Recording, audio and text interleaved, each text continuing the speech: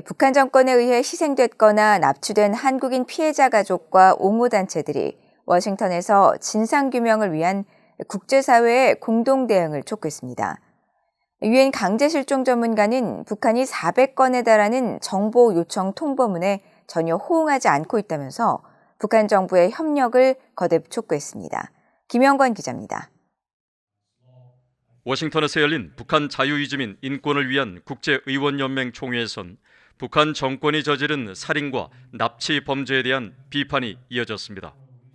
2020년 서해에서 북한군 총격으로 피살된 한국해양수산부 공무원 고 이대준 씨의 형 이래진 씨는 너무 많은 인권범죄 피해자가 발생하는 현실을 지적했습니다.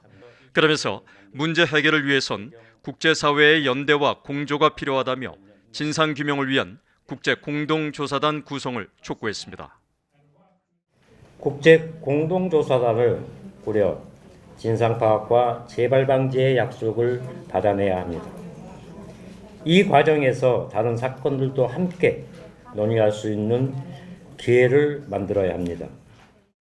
최성룡 납북자 가족연합회 이사장은 납북 피해자에 대한 한국과 일본 정부의 지원 노력이 너무나 대조적이라며 일본은 정부가 나서 납북 피해자 문제를 적극 알리고 있지만 한국은 피해자 가족들이 일일이 대응하고 있는 실정이라고 지적했습니다. 일본 정부는 국민과 언론과 정치인이 모두 나서서 납북자 문제를 거론해서 많은 성공이 이루어졌는데 우리 517명에 대한 납북자 문제는 정부가 너무 몰라라 해서 북한이 끔찍도 않습니다. 그래서 그 장관님한테 일본 정부만 나서지 말고 우리 정부도 517명이 납북자가 있다는 것을 꼭 좀 호소해달라. 이날 한국전쟁에서 돌아오지 못한 국군 포로들을 대신해 연설한 사단법인 물망초 박선영 이사장은 북한 정권의 국제법 위반 문제를 지적하며 공동대응의 필요성을 강조했습니다.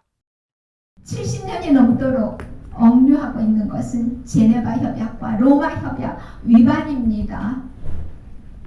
너무 늦은 정의는 정의가 아닙니다.